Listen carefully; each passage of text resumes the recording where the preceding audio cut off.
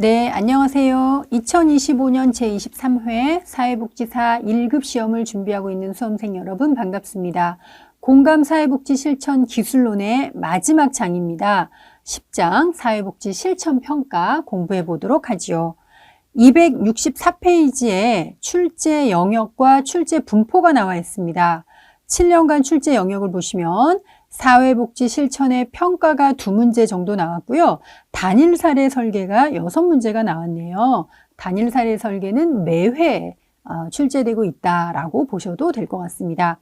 2024년 22회에도 한 문제가 출제되었는데 바로 단일 사례 설계에 대해서 나왔습니다.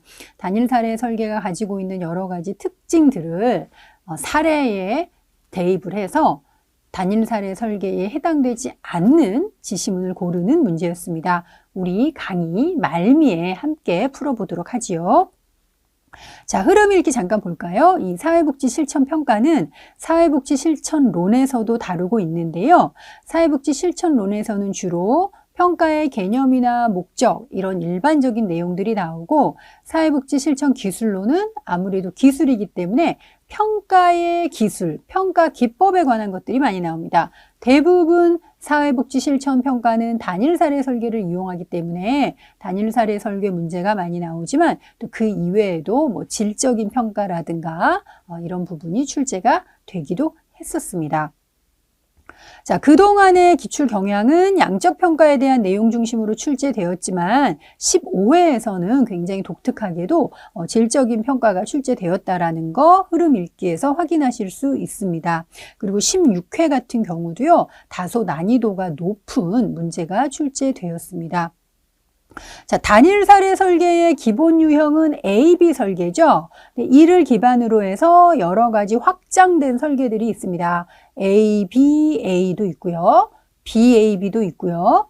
A-B-A-B도 있죠. 다중기초선 설계, 다중요소 설계 등 굉장히 다양한 설계 유형이 존재합니다. 모든 유형에 대해서 여러분들이 개념을 알고 사례가 주어졌을 때 이거는 어떠한 유형의 단일 사례 설계이다라는 거를 골라내실 수 있어야 됩니다. 자, 오른쪽 훑어보기 보시면요. 사회복지 실천 평가의 기능, 이거는 실천론에서도 나와 있었던 내용들이죠. 그러나 한번 훑어보고 가시고요. 평가의 종류도 마찬가지로 실천론에서 얘기했습니다. 과정평가와 형성평가가 100% 동일한 건 아니지만 자, 우리 수준에서는 동일하다, 유사하다라고 이해해서 넘어가도 된다. 결과평가, 총괄평가도 100% 같은 건 아니지만 같은 것으로 시험에서는 출제되고 있다. 네, 라는 걸 아시고 또 각각의 내용에 대해서는 아셔야 되겠죠. 단일 사례 설계 유형, 그림에서 보시는 것과 같이 굉장히 다양한 설계 유형이 있습니다. 각각의 장단점도 아셔야 되겠죠. 단일 사례 설계를 이용해서 효과성을 평가할 때 효과가 있나 없나를 평가하는 기준이 있어야 되겠죠. 그게 바로 그 유의성이라는 부분입니다. 그래서 이 유의성도 시각적 유의성, 임상적 유의성, 통계적 유의성, 실질적 유의성 4가지가 있어요. 크게는 3가지고 이제 4가지 개념이 나오는데요. 각각에 대해서도 어떤 유의성을 적용하는지에 대해서도 아셔야 될 것 같습니다. 자, 본격적으로 266페이지 넘어가겠습니다. 사회복지 실천 평가 개념. 이제 얘기 안 해도 될 것 같아요. 사회복지 실천의 목적과 목표가 달성되어 있는지 점검하고 또 그런 과정에서 어떤 일이 일어나고 있었나. 그리고 과정에서 일어났던 일들이 좀 더 실천을 효과적으로 하는지 어떤 실천에 방해가 되거나 장애 요인이 되었는지 이런 결과와 과정을 밝혀내는 활동을 사회복지 실천의 평가라고 합니다.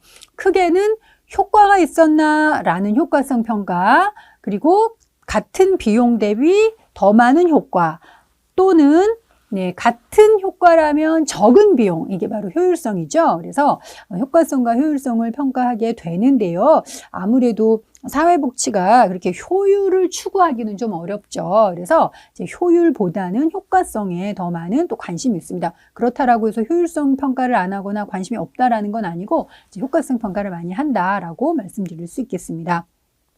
자, 사회복지 실천 기록을 우리가 9장에서 봤는데요. 기록을 하는 목적, 이유에서 중요한 핵심 키워드를 제가 책무성이라고 얘기를 했습니다. 사회복지사로서의 책임이자 의무인데요. 이 사회복지 실천 평가를 하는 것도 바로 이 사회복지 실천에 부여되는 책무성을 우리가 실행하고 이행하는 곳입니다. 자, 사회복지의 책무성, accountability라고 하죠. 사회복지사가 클라이언트에게 계약의 내용대로 서비스를 제공할 책임, 또 그리고 우리는 서비스를 제공하는 과정에서 전문직의 윤리와 가치를 담아내야 되죠. 윤리와 가치를 반영해서 서비스를 전달해야 될 책임, 그리고 비용을 썼으면 비용을 쓴 것이 효과가 있음을 증명해야 되는 거죠.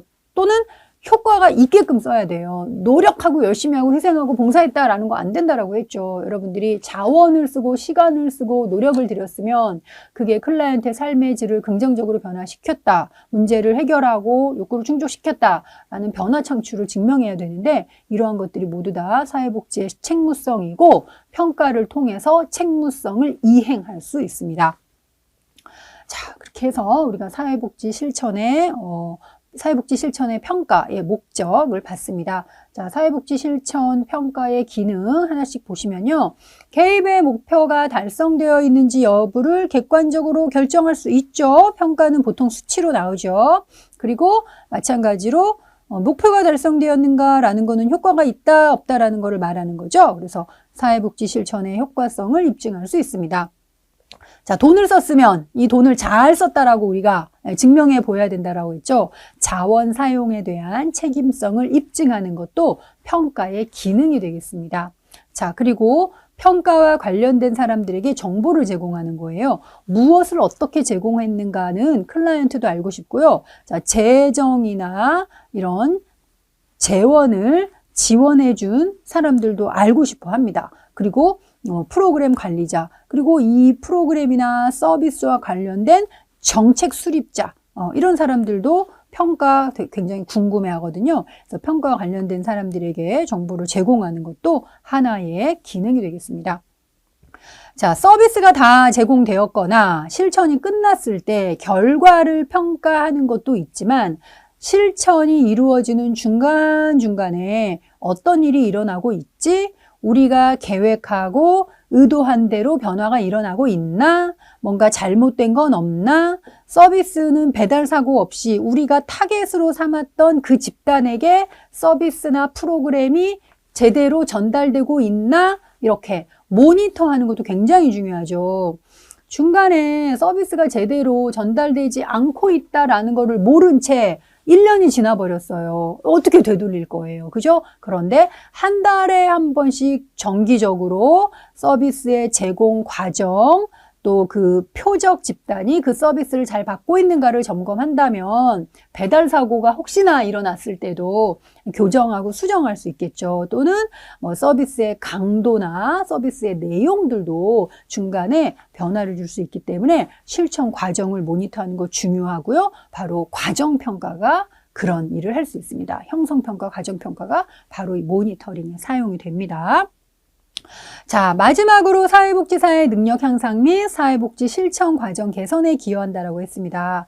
평가는 평가로 끝내는 것이 아니라 평가의 결과들을 다음 실천, 다음 프로그램, 그죠? 다음 서비스에 반영함으로써 차후에 이루어지는 서비스나 프로그램이나 실천은 더 좋게 개선할 수 있잖아요. 피드백 작용을 하는 거죠. 그래서 사회복지사가 사회복지 실천 내용에 대해서 점검하고 평가함으로써 성찰하고 되돌아볼 기회를 가짐으로써 좀 더 좋은 실천을 향후에 할 수 있는 기반이 될 수 있습니다. 세 번째, 사회복지 실천 평가 보겠습니다. 서두에 말씀드린 것처럼 과정평가와 형성평가가 동일한 것은 아니지만 이제 같다고 봐도 무방하다라고 했습니다. 자, 과정평가는요, 무엇을 평가하느냐? 과정을 평가하는 거예요. 사회복지 실천을 하는 중간중간 그 과정을 평가하는 거죠. 자, 형성평가는요, 왜, 무엇 때문에, 무엇을 목적으로 평가하는가를 말할 때 형성평가라고 합니다. 프로그램을 개발하거나 프로그램이 시행되는 초기 단계에 또는 그 중간중간에 우리가 의도했던 대로 프로그램이 잘 실행되고 있는가, 서비스가 잘 전달되고 있는가를 평가하기 위해서 하는 게 형성평가인데 아무래도 형성평가를 하다 보면 과정을 평가할 수밖에 없겠죠. 자, 결과평가도 과정평가와 마찬가지로 무엇을 평가하느냐에 따른 분류입니다. 무엇을 평가하느냐면요. 결과를 평가하는 거죠. 사회복지 실천이 종겼을 때 결과, 그죠? 서비스가 제공이 되고 난 뒤에 결과라는 거죠. 결과적으로 목표를 어느 만큼 달성했는가, 그죠? 이런 거를 평가하는 게 결과평가입니다. 자, 총괄평가는 어때요? 서비스가 다 전달되고 프로그램이 끝났을 때 이걸 앞으로 계속 해도 될 것인지, 그죠? 그리고 개입의 효과가 다른 집단에도 일반화될 수 있는가, 이런 것들을 알기 위한 목적으로 하는 게 총괄평가입니다. 총괄평가를 하기 위해서는 아무래도 결과를 평가해야 되겠죠. 자, 이렇게 알아두시면 되겠습니다. 269페이지에 기타 평가도 있는데요. 클라이언트의 만족도 평가와 동료 평가가 있습니다. 엄밀히 말하면 만족도 평가는 효과성 평가 아니에요. 서비스를 받은 사람들은 대부분 다 만족해요. 왜냐하면 뭔가 받았잖아요. 그렇기 때문에 만족도는 굉장히 높게 나옵니다. 근데 만족도가 높다고 해서 과연 변화가 있었나? 클라이언트 삶의 질이 높아졌나? 아닐 수도 있습니다. 그래서 엄밀한 의미에서 만족도 평가는 효과성 평가는 아닌데요. 효과성 평가를 하기 어려울 때 만족도 평가로 대신하는 경우가 있습니다. 그러나 그 자체가 효과성 평가가 아니라는 점은 알고 가시면 좋겠습니다. 자, 동료 평가는요, 사회복지 실천 활동에 대해서 동료 사회복지사가 평가하는 거예요. 아무래도 동료 검토를 통한 평가를 하다 보면은 이제 개입의 결과보다는 중간중간에 어떤 일이 일어나고 있는가, 이런 개입의 과정에 초점을 두게 되는데요. 아무래도 이제 사회복지사 자신이, 동료에 대한 평가를 하다 보면 좋은 또는 효과적인 사회복지 실천이 어떤 것인가, 이런 것들에 대해서 자기 자신도 또 성찰해 볼 수 있고, 이 실천 활동 전체에 대해서 뭐 기준, 원칙 이런 것들을 함께 얘기해 볼 수 있어서 또 전반적으로 이후에 좋은 실천을 하는 또 자료로 쓰일 수 있습니다. 자, 다음 사회복지 실천 평가 기법 기술인 단일 사례 설계를 보겠습니다. 단일 사례 설계는요, 영어로 보면 single 하나죠. 단일, subjective 이게 사례예요. 그리고 디자인 설계입니다. 하나의 클라이언트라고 해서 한 명을 의미하진 않아요. 가족 한 가족인 경우도 하나의 클라이언트이고요. 한 학급도 30명이지만 하나의 클라이언트예요. 그래서 하나의 클라이언트 체계에 대해서 개입하기 전 개입 과정 기간 동안 반복적으로 관찰을 합니다. 그래서 표적 행동, 표정 문제의 변화를 측정하고 비교함으로써 개입의 효과성을 평가하는 방법. 자, 중요한 얘기가 나왔어요. 여기까지 읽었는데 제가 학생들한테 질문하면 갑자기 멍하는 경우가 있는데요. 단일 사례 설계는 그렇다면 과정평가인가요? 결과평가인가요? 뭘 평가하는 거죠? 예. 서비스가 제공되고 있는 중간중간을 평가하더라도 결국은 단일 사례 설계는요, 효과성을 평가하는 방법이에요. 시작도 평가하고 중간중간도 평가하지만 이 평가는 결과를 평가하는 것이고요. 결국 효과가 있나 없나를 평가하는 효과성 평가입니다. 자, 단일 사례 설계는요, 하나의 사례를 대상으로 조사하기 때문에 조사 결과의 일반화 가능성이 낮다는 한계가 있어요. 여러분들 조사 방법 없는 시간에도 배우셨겠지만, 그래서 단일 사례 설계는 다른 대상으로의 일반화가 낮기 때문에 외적 타당도가 낮다라고 얘기합니다. 자, 그런데 이런 거를 좀 극복하거나 좀 해결할 수 있는 방안이 뭐냐면요, 반복적인 시행을 통해서 개입의 효과성, 또 이러한 방법이 효과가 있다라는 것이 누적이 되다 보면 일반화 가능성이 좀 높아져서 외적 타당도가 높아질 수는 있습니다. 자, 단일 사례 조사 설계의 과정을 보시면 표적 행동을 먼저 선정. 즉, 여러분, 사회복지 실천은 클라이언트의 모든 문제를 해결해 줄 수는 없잖아요.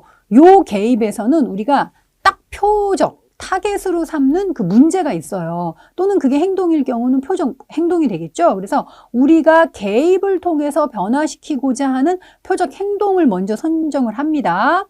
그 다음에 개입하기 전에 이 표적 행동의 수준, 뭐 심각한 정도, 그죠? 또 뭐 발생의 빈도, 이런 것들, 아직 개입하기 전에 상태를 측정해야 돼요. 그게 바로 베이스라인이라고 하는 기초선 관찰입니다. 그 다음에 개입을 하겠죠. 개입 중간중간에 관찰을 하고 적합한 설계 유형을 선택하게 됩니다. 자, 물론 적합한 설계 유형은 개입이 시작되기 전에 이거를 할 수도 있지만 개입을 하다 보면 여러 가지 이제 상황이 발생하면서 개입의 그 설계 유형이 좀 바뀌거나 아니면 그때 비로소 확정되기도 하기 때문에 이렇게 표현을 합니다.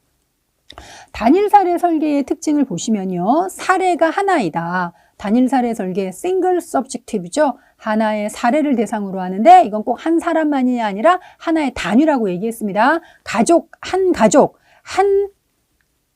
뭐죠? 예, 하나의 학교, 한 학급 이렇게 하나의 단위. 때로는 하나의 조직, 회사 전체가 하나의 사례가 될 수도 있습니다. 자, 다수의 성원을 개별적으로 평가하는 것이 아니기 때문에 이런 집단 전체 평균값을 사용하기도 합니다. 자, 두 번째, 이번 시험과 관련돼서 나온 건데요. 클라이언트 자체가 통제 집단이에요.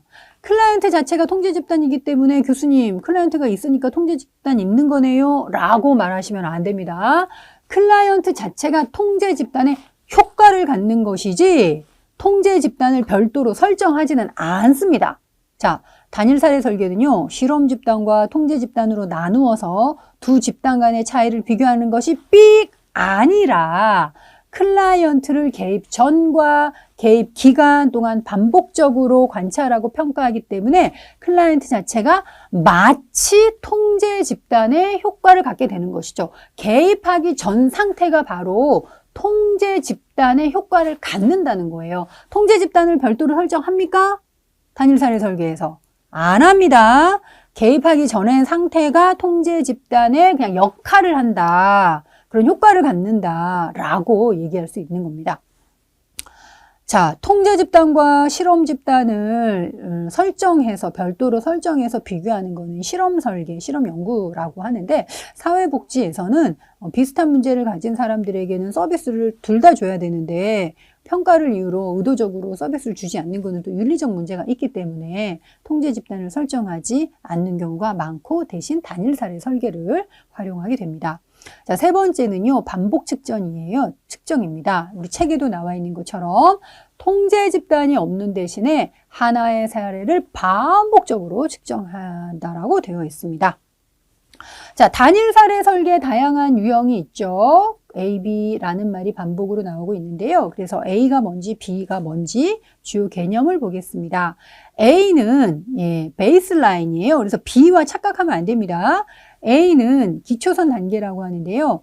개입이 시작되기 전에 현재 클라이언트의 문제 수준을 측정하는 상태 또는 그 자료를 수집하는 단계를 기초선 단계라고 얘기를 하고요. 영어로는 A라고 표시합니다. 기초선 단계는 실험 설계에서의 통제 집단과 같은 기능을 하지 이 자체가 통제 집단은 아니라고 얘기할 수 있습니다. 자, B는 개입이에요. 인터벤션이라고 하는데요. 개입 국면 또한 관찰 횟수가 적어도 3회는 되어야 한다라고 얘기를 합니다. 그리고 개입의 유형이 중간에 달라질 수도 있거든요. 모래놀이 치료를 하다가 음악 치료 이렇게 개입의 유형이 달라질 수도 있잖아요. 그래서 처음 개입은 B로 하고요. 개입이 달라지게 되면은 C, 또 달라지게 되면 D 이렇게 표시를 합니다. 그런 게 바로 다중요소 설계가 되겠습니다. 어떤 개입의 효과가 없을 때 개입의 방법을 바꿀 수 있는데 새로운 개입을 C, 또 다른 개입을 D로 표시하고요. 요거를 방금 말씀드린 것처럼 다중요소 설계 또는 복수요소 설계로 얘기합니다. 자, 272페이지에 와서 단일 사례 설계 유형을 하나씩 보도록 할게요. 자, A가 하나, B가 하나죠. A, B 설계입니다. 단일 사례 설계의 가장 대표적인 또는 뭐 심플한, 단순한 형태인데요. 하나의 기초선, 하나의 개입으로 이루어져 있습니다. 자, 이 그림은 ABAB인데요. 그 전에 ABA 설계 볼게요. 기초선을 설정을 해서 관찰을 하고요. 개입이 이루어지고요. 그 다음에 개입을 중단해요. 이거를 반전기간이라고도 합니다. A, B보다는 좀 더 인과관계 설명력을 높입니다. 왜냐하면 기초선을 측정을 하고 개입을 했더니 뭔가 변화가 있었어요. 근데 다시 개입을 중단했더니 옛날 상태로 거의 돌아가 버렸어요. 그러면 이 변화는 개입 때문에 일어난 거구나. 개입의 효과가 있네 라고 인과관계를 얘기할 수 있습니다. A, B보다는 그렇다는 거죠. 자, 그거보다 한층 더 나간 게 ABAB입니다. 기초선을 측정을 하고 개입을 했더니 문제 행동의 수준이 완화됐어요. 효과가 있네 라고 말하기엔 좀 자신이 없어요. 뭔가 다른 이유가 있을 수 있잖아요. 그래서 개입을 중단해 봤더니 다시 문제 행동 수준이 올라갔어요. 그러면 이거 진짜 개입 때문에 올라간 거네 라고 말을 할 수 있는데 조금 더 인과관계 설명력을 높이기 위해서 개입을 해봤더니 확실히 문제 행동의 수준이 뚝 떨어졌습니다. 우리 이제 좀 더 자신 있게 얘기할 수 있겠죠. 봐봐. 개입을 했더니 문제 행동 수준이 줄어들었고 개입 중단하니까 바로 옛날 상태로 돌아가잖아. 이거 개입 효과성 있어. 라고 말할 수 있는 게 ABAB 설계입니다. 그런데 ABAB 설계 이렇게 좋다. 인과관계 확실히 설명할 수 있다. 그러면 다 ABAB 설계하면 좋겠죠. 그런데 이 문제가 있는 게 뭐냐면 여러분. 개입을 통해서 클라이언트의 문제가 해결되고 있고 문제 행동 수준이 낮아지고 있는데 그놈의 평가를 하겠다고 의도적으로 개입을 중단하면 됩니까? 그거는 윤리적인 문제를 초래할 수 있기 때문에 방학이나 뭐 휴가라든지 다른 이유 때문에 개입을 어쩔 수 없이 못하게 되는 경우 자연스럽게 ABA 또는 ABAB 설계를 할 수 있겠죠. 그래서 인과관계 설명력을 높이는 데는 좋지만 의도적으로 개입을 중단하게 될 때는 윤리적인 문제가 있다 정도 알아두시면 되겠습니다. 자, 세 번째 그림은요. A, B, C, D예요. 다중요소 설계인데요. 자, 기초선을 측정을 하고요. 사회기술 훈련을 도입을 했어요. 그 다음에 이게 개입의 방법을 바꿔서 지원 고용이라는 것을 했고요. 다음에는 옹호라는 방법을 사용해 본 것입니다. 개입의 방법이나 내용들이 달라지기 때문에 그게 요소로 우리가 표현이 돼서 다중요소 설계라고 얘기를 합니다. 자, 이거는요, 여러분 276페이지에 설명과 함께 그림도 나와 있습니다. 다중요소 설계는 하나의 기초선 자료에 대해서, 즉 A가 하나죠. B, C, D 이렇게 다른 개입 방법을 연속적으로 도입하는 설계입니다. 다중요소 설계의 특징은요. 개입이 시작된 후에 개입의 효과가 나타나지 않을 경우 클라이언트에게 새로운 방법을 적용해 볼 수 있다는 장점이 있습니다. 자, 그런데 여러 가지 방법을 바꿔서 사용했을 때 나타나는 효과가 이거 진짜 개입의 방법이 달라서 나타난 효과인가? 혹시 우연히 어떤 그 시기에 어떤 뭐 사회적인 이슈, 뭐 제도의 도입 이런 것 때문에 나타난 효과는 아닐까? 이런 거를 구분하기는 좀 어려울 수 있습니다. 그런 단점과 한계도 같이 알아두시기 바랍니다. 자, 마지막으로 우리 그림에 나와 있지는 않은데요. 275페이지에 보면 다중기초선 설계라는 게 있습니다. 다중요소 설계는 기초선은 하나고 요소, 즉 개입의 종류가 여러 개인 거죠. 다중기초선은요. 이름에서도 알 수 있겠죠. 뭐가 여러 개일까요? 맞습니다. 다중기초선은 기초선이 여러 개입니다. 자, 서로 다른 문제, 서로 다른 상황이나 서로 다른 대상에 대해서 A, B 설계를 반복하는 것을 다중기초선 설계라고 할 수 있습니다. 다중기초선 설계는 세 가지 유형이 있는데요. 문제 간 다중기초선 설계가 있고요. 이거는 특정 개입이 같은 상황에서 다른 대상자의 서로 다른 문제에도 효과가 있는가를 평가하기 위해서 문제를 여러 가지로 해서 평가하는 것입니다. 이런 거는 문제간 다중기초선 설계입니다. 자, 두 번째는 상황간 다중기초선 설계입니다. 특정 개입 방법이 같은 대상자의 같은 문제를 다른 상황에서도 적용되는가, 이 방법이 이런 거를 알아보기 위해서 하는 겁니다. 자, 세 번째 유형은요, 대상자 간 다중기초선 설계입니다. 특정 개입 방법이 이제 같은 상황에서 이제 비슷한 또는 같은 문제를 가진 다른 사람에게도 효과가 있는가를 알아보기 위해서 대상자를 다르게 해서 기초선을 만들어서 적용하는 방법이 대상자 간 다중기초선 설계라고 할 수 있습니다. 276페이지에 보면 여러 가지 다중기초선 설계 예가 나와 있으니까 그림도 함께 보시면 되겠습니다. 자, 마지막입니다. 단일 사례 설계를 이용해서 여러분들이 다 그래프도 그리고 여러 가지 측정을 한 값들도 표현을 해냈어요. 이제 해석이 중요합니다. 아, 그래서 이거 효과가 있는 거야, 없는 거야? 판단을 해야 되잖아요. 판단을 하는 방법이 여러 가지가 있는데요. 그게 바로 단일 사례 설계의 결과 분석입니다. 자, 개입 이후에는 이 개입이 클라이언트의 문제를 감소시키는데 효과가 있는지 없는지 평가를 해야 되는데 이것을 개입의 유의성을 판단한다라고 표현을 합니다. 개입의 효과를 평가할 때 여러 가지 유의성이 기준이 될 수 있습니다. 가장 심플한 거는요, 시각적 유의성이에요. 딱 그래프를 그려봤더니, 자, 여러분들 보세요. A-B 설계, 우리 화면에 A-B 설계. 공격성 문제 행동의 빈도가 개입을 했더니 싹 줄어들었죠. 그래프 딱 보니까 아, 공격적 행동 줄어들었네. 문제가 감소되니까 이거 효과 있네. 라고 말하는 게 바로 시각적 유의성에 의한 효과성 판단이에요. 그런데 지금 그림에 보이는 것처럼 그래프가 확연히 이렇게 변화가 있다면 누가 봐도 야, 효과 있다라고 말할 수 있지만 약간의 기울기가 더 완만해요. 그러면 어떤 사람은 야, 이 정도 완만하면 효과 있는 거야 라고 말하고 어떤 사람은 이 정도 완만해서는 효과 있다고 말할 수 없어. 사람에 따라서 판단의 기준이 달라지는 단점이 있습니다. 이런 거를 보완하기 위해서 통계적 분석을 활용하는 통계적 유의성을 활용합니다. 자, 통계적 유의성에 많이 활용되는 것이 이제 평균 비교 방법인데요. 기초선 기간 동안의 평균과 개입 기간 동안의 평균을 비교하고 또 그게 통계적으로 유의미한 차이가 있나, 그냥 단순한 숫자의 차이가 아니라 이 차이가 진정한 변화를 가져왔는가를 통계적인 기법에 의해서 판단하게 하는 게 통계적 유의성입니다.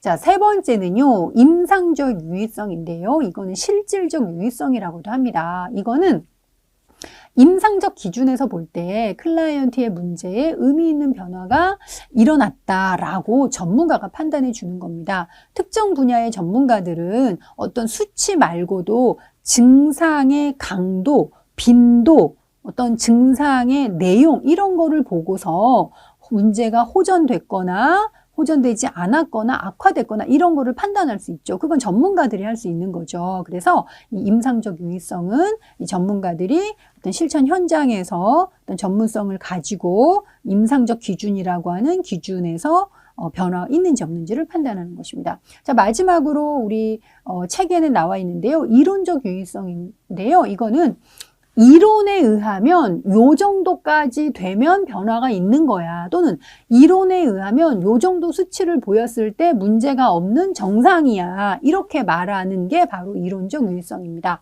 자, 그럼 여러분들 이런 의문이 들까요? 교수님, 그러면 이 유의성 중에 어떤 것을 선택해야 돼요? 라는 의문이 들 수 있겠죠. 이런 말씀을 드리고 싶습니다. 유의성이 지금 뭐 3가지, 4가지 또는 뭐 단어에 따라서 5가지도 나와 있는데요, 여러분. 유의성은 한 가지만을 고려해서는 안 되고요. 한두 가지 유의성 이외에 다양한 유의성을 함께 종합적으로, 총체적으로 보는 것이 중요합니다. 시각적으로만 판단해서는 안 되고요. 통계적으로만 판단해서도 안 됩니다. 두 가지를 다 고려하고 또 현장에서의 실질적인 변화 그리고 어떤 이론에 의하면 어떤 안정적인 범위 이런 것들을 총체적으로 모두 다 고려해서 판단을 내리는 게 필요하다라고 결론을 내리겠습니다. 자, 마지막으로 2024년 22회에 나왔던 시험 문제 보겠습니다. 김모 씨는 대인관계에 어려움이 있어서 지역사회복지관에서 실시하는 사회기술훈련 프로그램에 참여했습니다. 제가 문제를 안 읽었군요. 다음에 해당하는 단일 사례 설계 유형에 관한 설명으로 옳지 않은 것은 이죠. 그럼 여러분들이 뭘 판단해야 되느냐면 요 지시문을 읽고서 이게 어떤 단일 사례 설계 유형이지? AB인지 ABA인지 ABAB인지 BAB인지 복수 기초선인지 뭐 다중 요소인지 이거 가려내야 되죠. 첫 단계에서 그걸 하셔야 되고요. 그 다음에 판단을 했다면 그 설계 유형에 해당되는지 안 되는지를 또 가려낼 수 있어야 됩니다. 총 어떻게 보면 3단계, 뭐 작게는 2단계로 풀어야 되는 아주 좋은 문제, 어려운 문제일 수 있습니다. 막상 풀어보면 어렵진 않습니다. 자, 그래서 이 김 씨가 복지관에서 실시하는 사회기술 훈련 프로그램에 참여했죠. 그런데 프로그램 참여하기 전, 개입 전에 4주간 주 2회니까 8번 조사 실시했네요. 자, 여기서 뭔가 밑줄 긋고 뭐가 나와야 되죠. 개입 전에 측정했습니다. 그리고 4주간 주 2회니까 8번 개입의 변화를 중간중간에 매주겠죠. 기록을 한 후 개입을 멈추고 다시 4주간 변화를 기록했대요. 뭐가 떠오릅니까? 개입 전에 조사했으니까 A죠. 그리고 프로그램을 실시하는 4주간 변화를 기록을 하고 있죠. B죠. 개입을 멈추고 다시 변화를 기록하였죠. A죠. ABA 설계네요. 그죠? 다시 개입했다는 말 없잖아요. ABA 설계입니다. 자, 1번부터 봅시다. 기초선 2번 설정했나요? ABA 했네요. 통제 집단 활용했습니까? 자, 단일 사례 설계는 개입 전 상태가 통제 집단의 효과를 가진다라고는 했지만 별도로 통제 집단을 설정하지 않는다라고 제가 보기 쉬도록 얘기를 했습니다. 통제 집단 활용 안 했어요. 그죠? 그러나 혹시 모르니까 세모해보고 개입 효과성에 대한 파악이 가능하죠. ABA 설계해보면. 그리고 표본 하나죠. 김씨 한 명이잖아요. 그리고 하나죠. 조사 기간 길죠. 개입은 4주밖에 안 했지만 개입 전에 4주 측정했죠. 개입할 때 4주 했죠. 개입 멈추고 다시 4주간의 변화 기록했죠. 개입은 4주 했지만 앞뒤로 4주씩 더해서 12주 기간이나 무려 조사를 했기 때문에 조사 기간이 길어졌죠. 그래서 다음에 해당하는 단일 사례 설계에 대한 유형에 관한 설명으로 옳지 않은 것. 요거는 ABA 설계이고요. 통제 집단을 별도로 설정하지 않았기 때문에 B번이 틀린 내용이기 때문에 답이 되겠습니다. 더 자세한 내용은 우리 기본서 맨 뒷페이지에 나와 있는 해설을 읽어보시고 왜 답인지 답이 아닌지에 대해서 이해를 더 심화시키시면 좋을 것 같습니다. 자, 무료 10개, 또 우리 기술론 같은 경우는 11개의 강의가 끝났습니다. 아마 이 영상은 여러분들이 여름에 시작을 해서 또 시험이 이제 다다른 겨울 방학까지 보시게 될 텐데요. 아마 많은 교수님들께서 공통으로 이 시험은 단기간에 되는 것이 아니라 조금 인내력과 지구력을 발휘하시고 또 반복을 통해서 익히는 것이 중요하다라고 얘기를 하셨을 겁니다. 저 역시도 그렇습니다. 사회복지 실천론과 기술론은 다른 과목에 비해서 상대적으로 쉽지만 그래도 떨어지는 사람 떨어지고요. 어려움을 느끼는 사람 14개, 13개 턱걸이 하면서 많이 떨어질 수 있습니다. 책도 열심히 보시고 기출문제 풀어보시고 강의도 반복해서 들어보시고요. 또 교재를 공부하시면서 질문이 있는 거는 네이버에 카페가 있습니다. 공감사회라고 카페가 있으니까 카페에 질문도 올려주시기 바랍니다. 여러분들의 건승을 기원합니다. 마치겠습니다.